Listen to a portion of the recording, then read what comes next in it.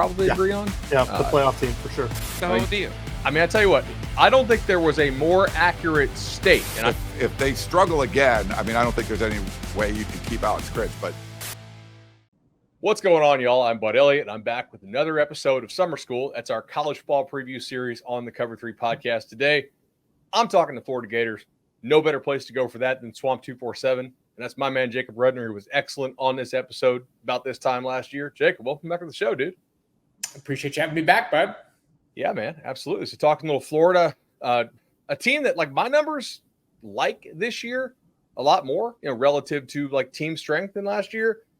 We'll get into the schedule. That could be a limiting factor, I think, because it's kind of breaking my model for how hard the schedule actually is. But I want to open talk with, part of the team that last year was not great, but I think maybe could have some room for improvement. And I want to see if you agree. And that's the defense with Coach Ron Roberts coming in. What do you see his role being, and how do you see this defense looking different than it did last year? Well, I think, but it starts in the secondary for Florida, and there's no secret that last season Florida was not very good in the top end of its defense. It allowed a lot of shot plays over the top. They got burnt frequently. Florida allowed more chunk plays than any other team in the FBS besides Vanderbilt last season, which is not exactly company that you want to be in. And I think that this season they've gone a long way to remedy that. And it's not just Ron Roberts. Florida has really good systems in place, first of all. But second of all, they made other coaching changes that I think will benefit them. It starts with Will Harris, who they grabbed from the Los Angeles Chargers. I always want to say San Diego. And I think that he's gone a long way in helping to ensure some of the areas where this team struggled in the back end last year could be cleaned up. It starts with tackling. Florida is going to be better at the point of attack when it comes to defending passes over the top. And those are the kinds of things that could allow them to take steps forward. But I also think that the tackling throughout the entirety of the defense could take that step forward. That's at the linebacker level. That's at the defensive line level, where I also think that Florida will have a better chance at pursuing the quarterback, something they didn't do very well last year. And so to answer your question, do I think it's a Ron Roberts change that's really going to propel this defense in the direction that it needs to go? Maybe, but I think that that's a part of a puzzle rather than the complete picture. I think that guys like Gerald Chapman, Florida's new defensive line coach, Will Harris, who I mentioned, some of the transfers that they brought in the secondary and along their defensive front are going to go a long way in giving them a chance to be improved. I mean, certainly they have pretty good size along the front. If they reduce the number of busted coverages and just make teams actually earn it, that as you said, would go a long way towards them being better. Where else on this team, in your mind, is clearly better than it was last year? I think that it's hard not to look at the wide receiver position and say that that's a group that could take a step forward, even without a guy like Ricky Pearsall in the fold anymore. And I know that could sound like a bold statement, especially after Pearsall was close to 1,000 yards. He would have been the first Gator receiver to do that since 2002. But this is still a pretty talented unit, especially after it added former Arizona State wide receiver Elijah Badger, who's a near 1,600-yard receiver over the last 2 years. So his experience, in the addition to the return of Eugene Wilson, to me makes that unit reasonably talented. I also think a guy like Chimere Dike, who Florida plucked out of Wisconsin, who has experience with Graham Mertz, could go a long way in helping that unit take a step forward as a group. It might not be as top-heavy as it was last year, with guys like Pearsall and Wilson being the primary contributors. And then there's on the defensive side, I do think that Florida took a step forward at the linebacker spot. I think that group has more depth. I think that its ability to be a little bit more sure in its tackling is certainly there. Guys like Grayson Howard out of Jacksonville returns to the state of Florida after a year at South Carolina. He's a guy who I think could step into a prominent role. Shamar James, if fully healthy, is somebody who I think could win some all-SEC type awards in his third season with the Gators and maybe garner some early round consideration. So if we're going to move away from the secondary, I would have to point at linebacker on defense and wide receiver is the position that gives me the most hope on offense for sure. It seems like with DK and also with Badger, and obviously you have Trey Wilson there, that Florida is trying to craft this around Graham Mertz's strengths, which seemed to be a lot better when the ball was out of his hands quickly last year. And all three of those guys are dudes who can certainly make things happen with the ball in their hands. Well, I certainly think that the statistics would back that up. I mean, Graham Mertz last year was markedly more effective in the short to intermediate ranges than he was deep. But I also think it's worth noting at this point, Florida didn't really attempt a whole lot of deep passes last year in general. So maybe that wasn't Mertz's strength. And perhaps Billy Napier called Florida's offense to avoid that. But the reality is this, Bud, they only completed 16 passes that traveled 20 or more yards through the air in the entirety of the 2023 season. I expect that number to grow this year, especially with guys like Chimere Dike, who's a little bit more of a deep ball specialist, Elijah Badger, pretty reasonably strong deep ball specialist.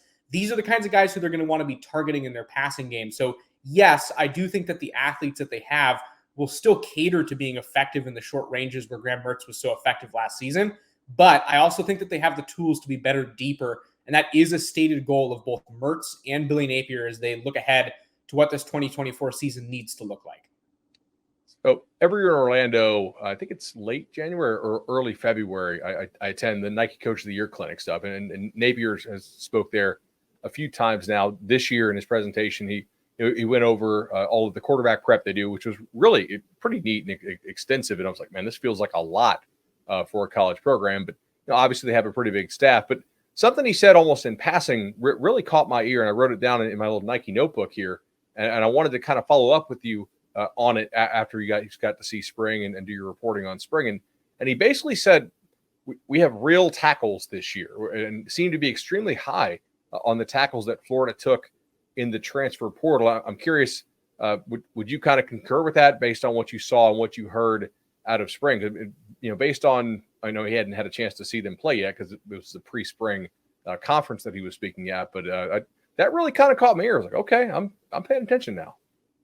Well, I certainly think that visually speaking, he's absolutely right. The Florida's offensive line passes the eye test a lot better this year than it did a year ago. They brought in Brandon Crenshaw-Dixon out of San Diego State. That's a big-bodied tackle who's going to play right tackle for the Gators. They brought in Devin Manuel, who's another 6'7" tackle out of Arkansas, so he has SEC experience, underclassman, so there are years of eligibility to continue to develop him, and now he's in the fold. And they also brought back guys like Austin Barber, who I do think is talented, but last year didn't really have a fair crack at being able to show that because he was kind of suffering from some injuries essentially on a weekly basis. And Cam Waits, who's another guy who's frequently hurt, and we'll kind of see what his availability looks like closer to the season, but certainly is one of those bigger-bodied tackles who I think could man an outside position and really look the part while doing so. My question, though, Bud, remains this. Did Florida take a step forward in the actual skill at the tackle positions, or is it just a looks thing? Because I do think that they passed the eye test. But like I mentioned, San Diego State is not exactly comparable to what Brandon Crenshaw-Dixon is going to face now that he's a Florida Gator. This is the hardest schedule, and I'm sure we're going to talk about it more in the country, maybe ever, in my opinion. And that is a lot to put on a first-year SEC starter. So, look, I think that Florida has the tools now in the toolbox to be a lot more successful up front offensively.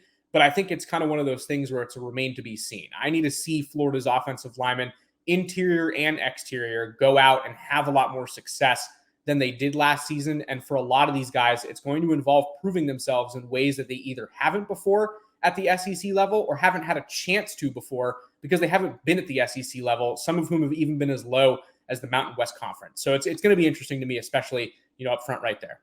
And we have a recent comp as well, literally out of San Diego State, as in last year's transfer portal cycle, Ohio State took Simmons, the starting left tackle for the Aztecs, and was graded out highly, as did Crenshaw-Dixon while at San Diego State, but definitely took a long time in Big Ten play to play sort of to the standard that I think Ohio State would have wanted. And obviously, as you alluded to, Florida is going to play a much more difficult schedule this year than Ohio State did last year.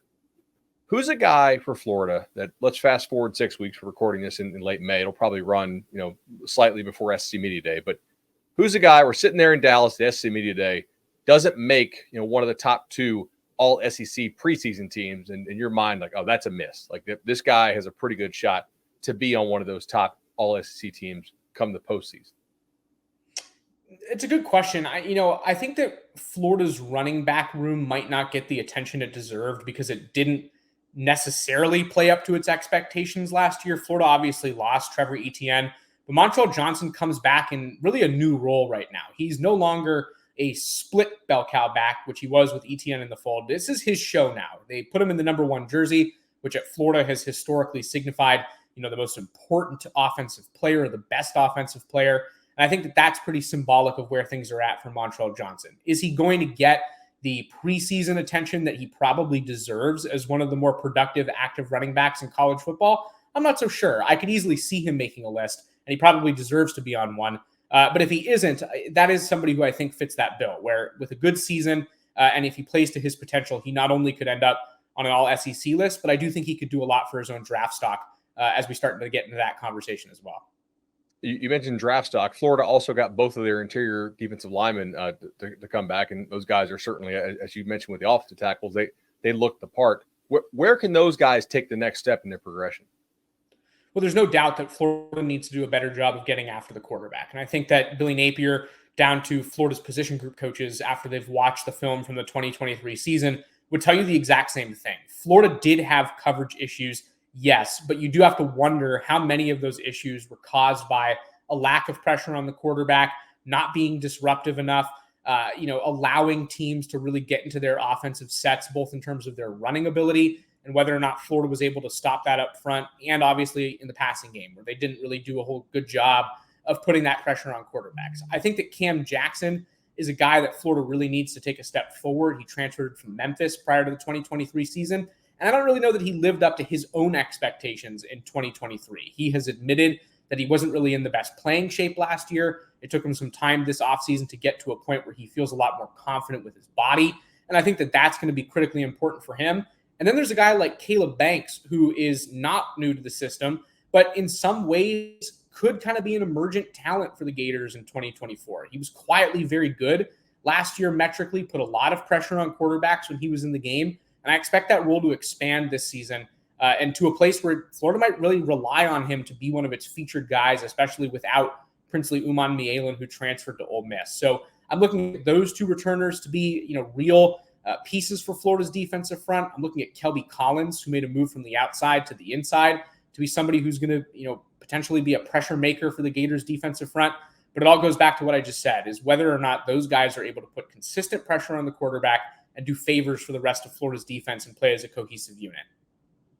Which position battle come fall will be the most pivotal? Good God.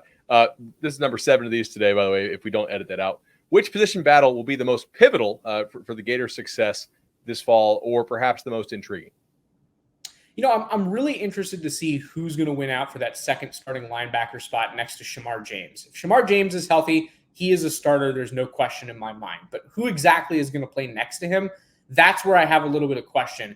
And it's not really a question because of guys underperforming throughout the spring. It's a question because of the amount of talent there. I think that Grayson Howard, who I mentioned earlier, is somebody who I think could potentially be, a starting candidate. But I also look at returners like Derek Wingo as people who could potentially step into that starting role. I look at freshmen like Miles Graham, if he's healthy after an offseason back surgery, or Aaron Childs, who's going to be a summer enrollee for the Gators. Those are also guys who I think are capable of being very productive players and immediate contributors, even though they're young, and they could occupy that spot next to Shamar James. So it's really a question to me of, does Florida go with experience with a guy like Wingo, or does it go with some inexperienced guys who are supremely talented out of that Howard, Childs, and Graham pool? You mentioned inexperience, but talent. Is there a 5-star freshman who Florida signed who has a chance to make a real impact on the field this year? Well, look, I think it would be crazy of me not to open this question by saying I think DJ Lagway has all the potential in the world to be a superstar at the college level. The guy's in a Gatorade commercial. He's the Gatorade Player of the Year. He's a 5-star quarterback, and he certainly has the capability to contribute. Do I think that he's the most likely freshman to contribute right away, though? Probably not. Graham Mertz is back in the fold. He's coming off of what I thought was a really impressive 2023 season. He's even more experienced now. Florida has kind of expanded the arsenal and, devoted a lot of resources to making sure that he's going to take a step forward. So I'm not so sure that DJ Lagway is going to be the guy that contributes immediately. Will we see him on the field? Probably. Will that be in, the most obvious capacity all the time? Probably not, at least not right away.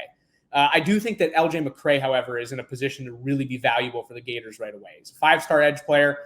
He's going to be in the conversation to have, a spot in the 2 deep and be a regular contributor on the field, starting with week 1 when Miami comes to Florida. And so I think that has to be the pick. But it is, in terms of talent and potential, a real toss-up between him and DJ Lagway.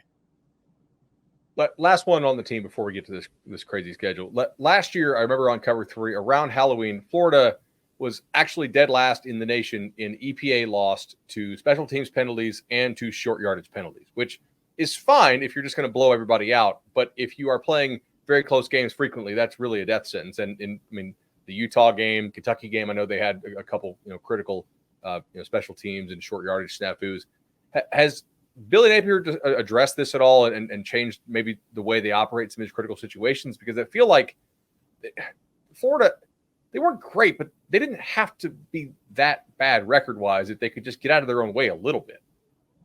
I think that's a great question. And it's kind of one of those things that I've personally been following ever since the start of the spring, because I do think that that's going to be a critical and probably not talked about enough area where Florida has to take a step forward if it wants the overall product to look better.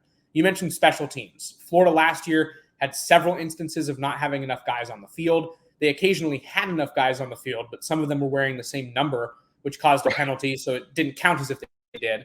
And that was a disaster. I mean, there were other penalties as well that proved extremely costly on special teams. Florida brought in former Patriots assistant Joe Houston, who it thinks is going to be able to be of assistance in just kind of cleaning up the operation, getting Florida to a point where it's able to communicate a little bit better on the sideline, be better prepared for some of these very specific situations, and play better situational football. I also think it's worth mentioning, though, and I'm sure you guys over at the Cover 3 podcast have talked about this a lot more than I will, whether or not the NCAA approves analyst coaching this season, I think is a really big deal for Florida and how cleaned up Florida's act is going to look in areas like special teams. The reality as of May 29th is this. That is not approved yet, and Florida does not have a full-time special teams coach. Therefore, there is nobody on Florida's staff who is dedicated and or legally able to communicate with players during games to get the operation cleaned up. That is a challenge. If that rule passes, however, Florida has two guys, one of whom has NFL experience as a special teams coordinator-like person who will be able to communicate with players on the sideline and get guys into the right spots. So I think part of Florida's improvement is dependent upon whether or not some rules pass. But I do think that if they don't pass, they do have a better analyst setup to give themselves a shot at looking like they've cleaned things up in that regard. All right, let's get to this. I mean, they open with Miami in the Swamp. That one of their easier non-conference games is UCF, who's a Big 12 contender and also a unique prep, by the way. Like, that offense they run is funky and not something you really want to take lightly. They finish with Georgia, Texas, Ole Miss, and Florida State, plus several other games that are some are top 25. A couple others are probably more in that like top 40 or 45 range. This is, I think, the toughest schedule I've ever seen. What record would win Billy Napier Coach of the Year nationally against this slate? That's a good question. You would have to think 9 wins puts you firmly in that conversation. Oh, yeah. You would think that 8 wins probably gets you pretty close, especially considering what's gone on in Gainesville over the last 2 years.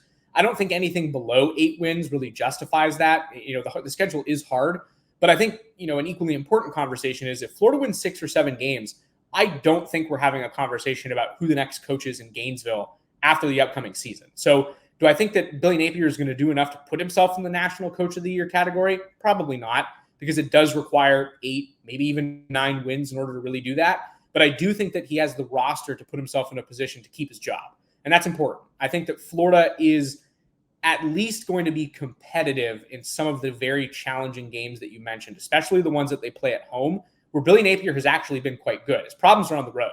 And so I think that they do have a chance. Now, again, do I think that that's going to be National Coach of the Year? No, probably not. But I do think that this is a team that's going to be right in that 6 to 8 win pocket against a really challenging schedule. And to me, that's enough.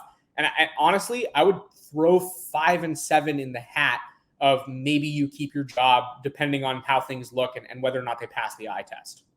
5 and 7, I would assume would also be incorporating Lagway and showing real promise of keeping some of the young talent together that they've assembled. I know we'll be watching a lot. I mean, there's a lot of questions about this team. It's probably the most unique test case of how we have to judge a team through a different lens when you do face a schedule of this difficulty. I mean, I think it's probably like 1.5, maybe 2 wins more difficult than like some of the Big 12 schedules out there for sure, and maybe potentially more depending on how you want to model it out. So, Jacob, we'll be reading it. All your stuff on Swamp 247, man. Can't wait to find more. Appreciate you.